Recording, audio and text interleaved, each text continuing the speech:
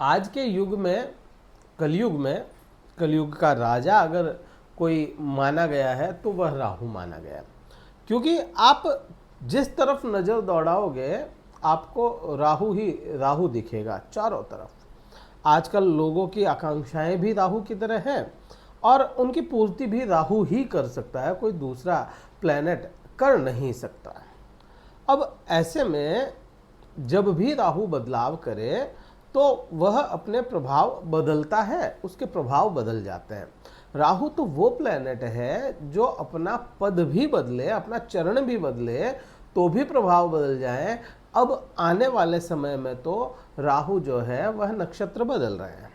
राहु अपने खुद के नक्षत्र शतभिषा को छोड़ करके मंगल के नक्षत्र धनिष्ठा में प्रवेश करने वाले हैं।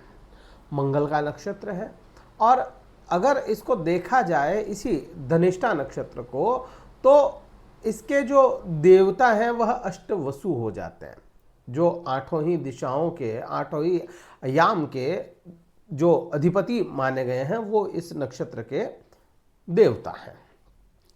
अब यही नक्षत्र जो है यह साहस को दिखाता है, यही नक्षत्र जो है यह जिद को दिखाता है।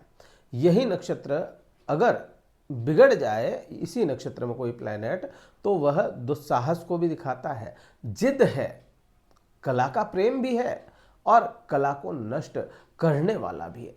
यही एक नक्षत्र धनिष्ठा नक्षत्र हो जाता है।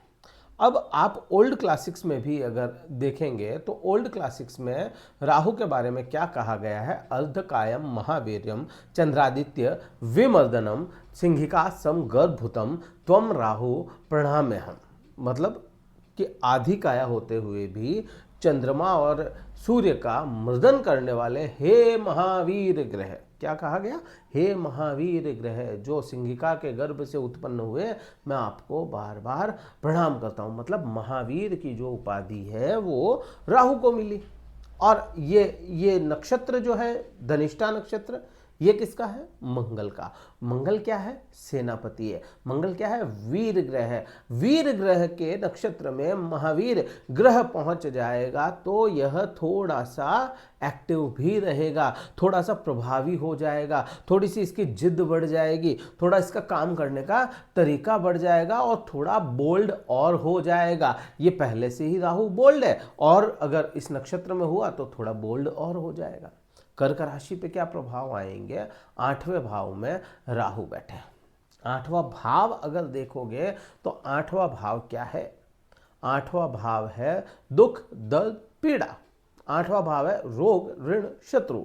रोग कौन से? जो गुप्त है, सामने नहीं आएंगे। शत्रु कौन से? जो सामने नहीं आएंगे। और ऋण भी ऐसा जिसको ले तो लिया गया लेकिन किसी के सामने बताया नहीं जा सकता। छठे भाव का गुप्त भाव ही 8वां भाव है। 8वां भाव में ही अगर देखा जाए तो अचानक से होने वाले लाभ भी है। 8वें भाव से अचानक के लाभ भी देखे जाएंगे। और रहस्यों का राजा कौन? राहु है। रहस्यों को हल करने वाला प्लेनेट कौन? वो भी राहु है। रिसर्च के लिए जिम्मेदार कौन? राहु और केतु दोनों ही हो जाते हैं और ये भाव भी रिसर्च का है। तो यहाँ पे इस समय में अपने को सीधा फंडा तो यही समझ में आता है कि रहस्यों से आप जुड़ेंगे या आपके जीवन में कोई लंबे रहस्य चल रहे हैं तो वो रहस्य यहाँ पे पूर्ण रूप से दूर होंगे। एक चीज फिर यहाँ पे आप देखो कि राहु जो है यह इस समय में मंगल के नक्षत्र में आ रहे हैं और मंगल की स्थितियां तय करेगी कि राहु कितना विकराल होगा या राहु के कितने अच्छे प्रभाव होंगे।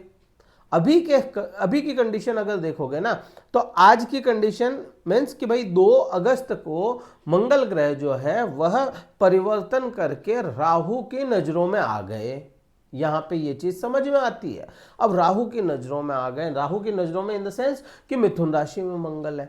ठीक है, अब यहाँ पे स्थितियां क्या होनी है? यहाँ पे डिप्रेशन एंजाइटी जो होगी, यहाँ पे डिप्रेशन तो नहीं कहूंगा मैं ये जरूर कह सकता हूँ सिरदर्दी बढ़ने वाली है इस समय में। और कब तक रहेगी अगर उसका कहें तो अगस्त महीने में तो सिरदर्दी रहेगी। अगस्त महीने में कुछ ऐसे कार्य होंगे या कहूँ कुछ सरकारी कार्य भी ऐसे होंगे जो आपके अटक रहे होंगे। ये अटकेंगे इस समय में।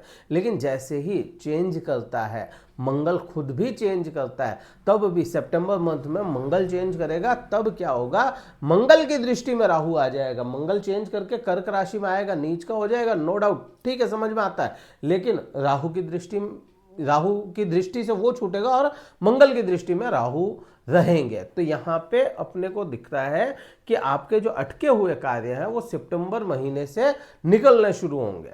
प्लस ये भाव जो है, ये भाव जैसा कि मैंने कहा अचानक लाभ का भी भाव है। तो यहाँ से इस समय में, इस 5 दिसंबर तक का ये जो समय होगा, इस समय में आपके अचानक से होने वाले लाभ भी दिखेंगे आपको 5 दिसंबर तक। अब यही भाव से राहु अपनी दृष्टियों में भी प्रभाव लेकर के आता है। अब दृष्टि कौन सी होती है, 5, 7 और 9, ये राहु, केतु और बृहस्पति की दृष्टियां हैं, 5, 7 और 9। जहां बैठे हैं वहां से 5वां भाव। अब क्योंकि ये जिस नक्षत्र में है वो समृद्धि भी देता है, वो नक्षत्र समृद्धि देता है, और अपनी 5वीं दृष्टि मंगल पे होगी, तो कहीं ना कहीं शुरुआती दिनों में यहां पे समृद्धि भी लेकर के आएगा आपको। सिरदर्दी तो मैंने बताई, सिरदर्दी है, बट समृद्धि भी अपने को समझ में आती है। और 12वां भाव क्या है, विदेशों का भाव माना गया है। जो लोग किसी तरह की एमएनसी कंपनी में काम कर रहे हैं, जो लोग विदेशों से कार्य कर रहे हैं, जो लोग विदेशों में कार्य कर रहे हैं, उनके लिए नए रास्ते खुलने के योग यहाँ पे बनेंगे। यहाँ पे ये प्रभाव राहु के समझ में आता है। दूसरा, सैया का सुख या आपकी फिजिकल डिजायर्स इस समय में बढ़ सकती है। ये राहु का प्रभाव अपने को कर्क राशि वाले जातकों के समझ में आता है। अब यहाँ पे इस समय में राहु है, और अगर आपके लग्न चार्ट में, आपकी जन्म पत्रिका में राहु निम्न के हैं, निम्न इन द सेंस कि या तो वो वृश्चिक राशि में हो या फिर वो धनु राशि में हो, अगर ऐसे में है कंडीशन में, तो आप पे किसी तरह के आरोप लग सकते हैं, इल्जामात लग सकते हैं। थोड़ा सा किसी से भी डिबेट करने से बचना चाहिए आपको। फिर यहाँ पे मैं कहूँ, क्योंकि ये राहु जो है यह आपके 12वें भाव को देख रहा है, तो हॉस्पिटल का खर्च होना भी 12वां भाव है। तो इस समय में राहु अचानक से कोई हॉस्पिटल में खर्च भी आपसे करवा देगा। अब हॉस्पिटल में खर्च का मतलब ये जरूरी नहीं कि आप पे ही हो या आपके ही परिवार पे हो। किसी मित्र को चाहिए पैसा, हॉस्पिटल में खर्च करना है उसको, तो आपको देना पड़ जाए वहाँ पे। इस टाइप के यहाँ पे बन जाते हैं सर्कमस्टांसेस। फिर यहाँ से राहु 7वीं दृष्टि। अब ये चीज़ को थोड़ा सा अलग तरीके से देखना पड़ेगा। राहु के ठीक 180 डिग्री पे केतु विराजमान होता है। राहु जहाँ अटैचमेंट है, केतु वहीं पे डिटैचमेंट है। राहु ऑब्जर्वर है, ठीक है। अब यहाँ पे जब 8वें भाव में राहु ऑब्जर्व कर रहा है चीजों को, ऑब्जर्व कर रहा है दूसरे भाव को, तो सामने वाला आपके सामने कैसी वाणी बोल रहा है उसके मुताबिक केतु आपको रिजल्ट वहां पे देगा। हो सकता है इस समय में आप बहुत कुछ बोलने के अंदर विश्वास ना करें, बोलने में विश्वास ना करें, काम सीधा करके दिखाऊंगा उसमें विश्वास करें, तो यहाँ पे थोड़ी आपकी वाणी जो होगी सेपरेट होती चली जाएगी, या कंजर्वेशन आपकी वाणी को भी लगा करके केतु चलेगा। ये प्रभाव अपने को समझ में आता है। फिर यहाँ पे आप देखो 12वां भाव क्या है। 12वां भाव जैसा कि मैंने बताया, विदेश या विदेश की वस्तुएं, ये 12वां भाव है। और राहु की 9वीं दृष्टि कहाँ जा रही है, आपके भौतिक सुखों पे जा रही है। यहाँ पे भौतिक सुख बढ़ने हैं, यहाँ पे भौतिक सुख की भूख भी बढ़नी है। अब जब भौतिक सुख की भूख बढ़नी ही है, तो यहाँ पे क्या होगा, आपके कुछ एक्सपोर्ट क्वालिटी की चीज़ें, मुझे ये चाहिए, मुझे ये फला चीज़ मुझे ऐसी चाहिए, मुझे ये क्वालिटी चाहिए, मुझे ये ब्रांड चाहिए, इस किस्म की यहाँ पे आपकी भूख बढ़ा देगा। वाहन खरीदने के योग भी बनेंगे, मकान खरीदने के भी योग बनेंगे। अब ऐसा तो है नहीं कि भाई सबके ही ऐसा कुछ हो जाए, जिसकी जैसी ज़रूरत और जैसी क्षमता उसके मुताबिक वह अपने भौतिक सुखों को बढ़ाता हुआ नजर आएगा। तो ये मेन प्रभाव अपने को समझ में इस समय में राहु के आते हैं। क्या उपाय करोगे इस समय में? पक्षियों को चुग्गा डालें इस समय में, बहुत अच्छा उपाय है।